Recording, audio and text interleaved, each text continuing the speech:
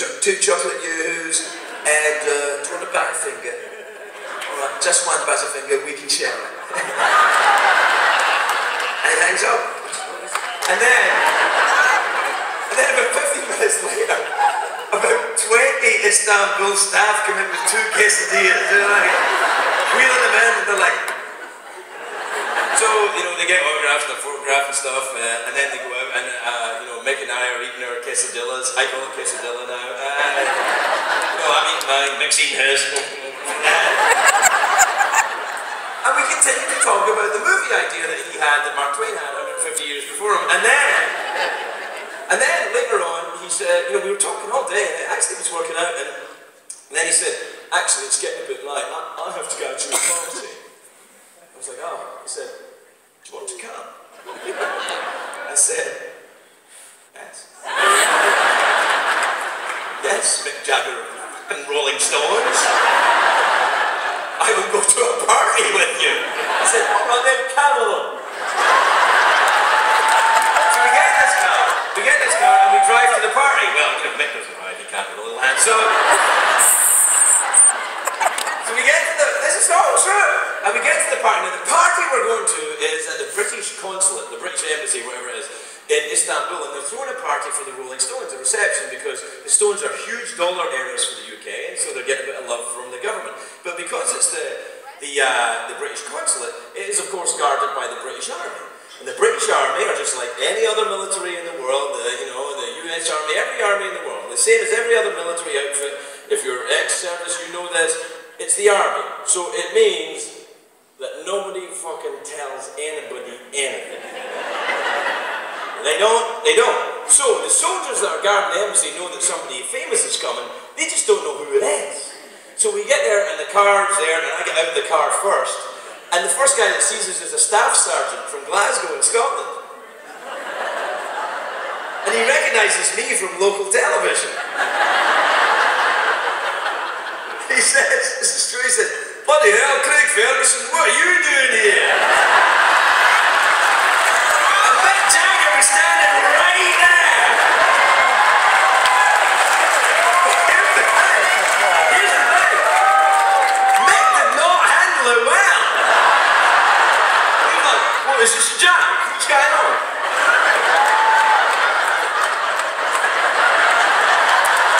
What's going on? Is this a jam? And I understand, because he wasn't being a dick about it, he's just never not the most famous guy in the room, man. He's been famous since he was 18 years old. He's like, that band became world famous in 1962. The year I was born. When dinosaurs ruled the air. He's always the most famous guy in the room. If Mick Jagger and the Pope walk into a bar, the bartender would be like, hello Mick, who's your friend with a big hat? He's very famous. So he didn't really handle it well. He's like,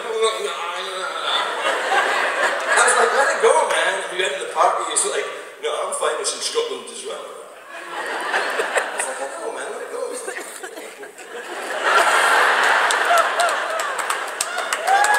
Anyway, obviously we didn't make the movie. Well, I don't want you to think he was a dick. He wasn't. He was lovely, actually. It was just we did. We actually worked on trying to write the screenplay for about 6 months. And for about 6 months, I was in and out of that Bridges to Babylon tour, and I got to know them pretty well. I was like, we couldn't get the screenplay to work out, because I would write some pages, and I'd give it to Mick, and he would always say, can it be a little bit darker? I'd be like, what dark can it be, man? It's the Prince of the Pauper. It's like, it's not. I'm like, alright. Just change the words around so they're in a different order. I think that might help. It's like, alright. Eventually I just went to the book, started typing the fucker out. But then this thing in his head, he said, no, it has to be really dark. It has to be much darker. It's got to be darker. Edgy, dark. I was like, oh man. So I lost my patience. It was my fault. And I wrote his character as a serial killer with Tourette's syndrome. Which I knew was a dick thing to do. And he fired me. And it's not easy for him, you know, with a little... But this that's the power of this, because even as I'm getting fired, I'm thinking, getting fired by Mick Jagger. I'm on my way. But for about 6 months, I was in and out. I was with that band the whole time. I was traveling with them. I went around with them. You know, I went in and out, and then back to Burbank, then back on the tour. And I got to know them pretty well. And I made the same mistake that everybody makes with the Rolling Stones if they don't know the band. A lot of people think, oh, it's Mick's band or it's Mick and Keith's band. It's not. It's Keith's band. It's Keith's band. Anybody that knows the Rolling Stones knows it's Keith's band. Because they think Keith is some kind of out-of-control junkie, like, ah, fuck, he's not. Keith, he's a geezer. He's from fucking South London. He's like, well, fuck you, what the fuck? Fuck you. He's like Jason Statham in drag. He's fucking hard. What the fuck?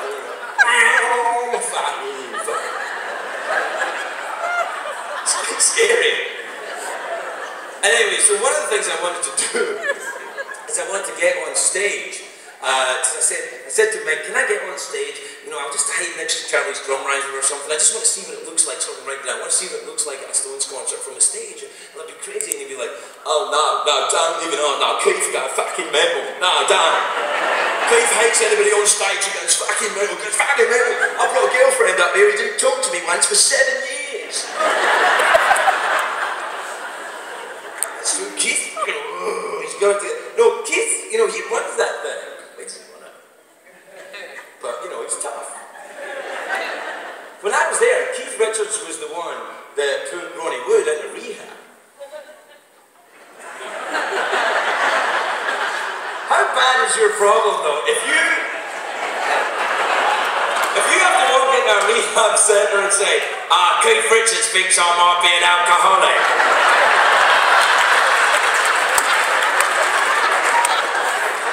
But Keith Richards said this? Yeah, he also thinks I do too much heroin. Keith Richards does! Quick, get in here, man! Anyway, I said to Mick, can I get on the stage? He's like, no, Keith got a fucking mental. I was like, so I asked the security guys, I tried to bribe the Stone security guys, and they're all like, no, do not even ask Keith, you got fucking mental. Do not ask Keith, do not answer my questions 3.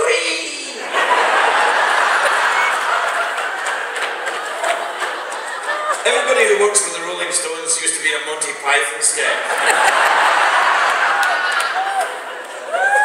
So eventually, one night in northern Spain, in a town called Santiago del Compostela, beautiful town, I bribed the local security guys, the Spanish security guards, I bribed them, and I got on stage, and it was amazing. I was next to Charlie's drum riser. I was right there, and I was looking out at the 60,000 Spaniards going crazy. The Stones are playing, you know, mixed down the front, like, oh.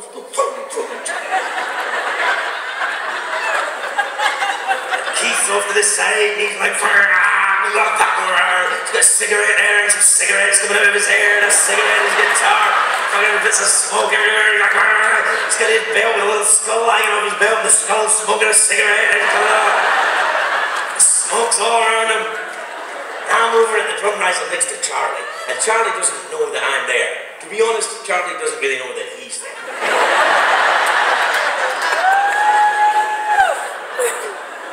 Charlie had the big 1980s as well. And 60s and 70s and 90s and all that.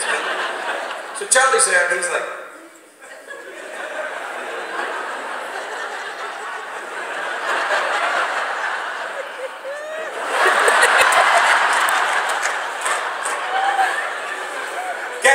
Gas!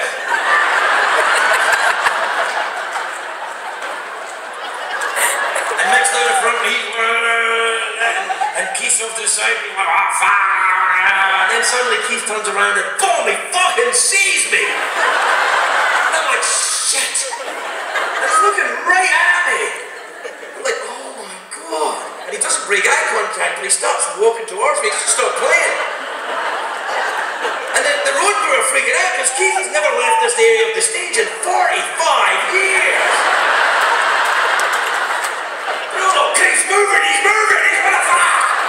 He's moving to an area he has never previously inhabited. So he starts coming across the stage, they're like, oh shit, and the smoke's trailing behind him, he's like a comet going across the stage.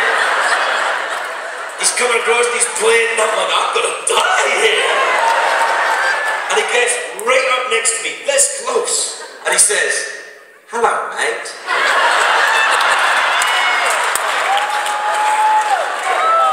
And it was then I knew that Keith Richards is the coolest man in the world. That's what it is. And he is, he's very cool, and it's definitely his van.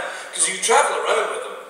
You know, and I did for a little bit. They have this huge airplane. They don't have like a little private jet. It's like a 757, and they rent it from the airlines. And Keith and all his friends sit in first class, and Mick has to sit in coach. And I know that's true because I was sitting next to him.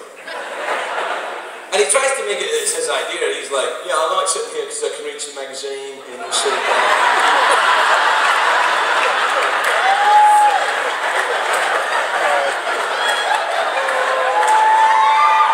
Not to go about me here. There's not actually quiet fans.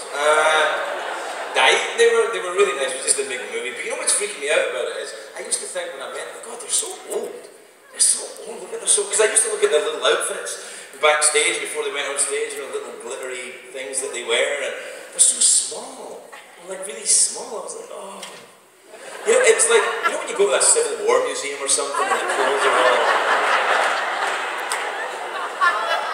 Like, no, they didn't know about oranges and stuff then.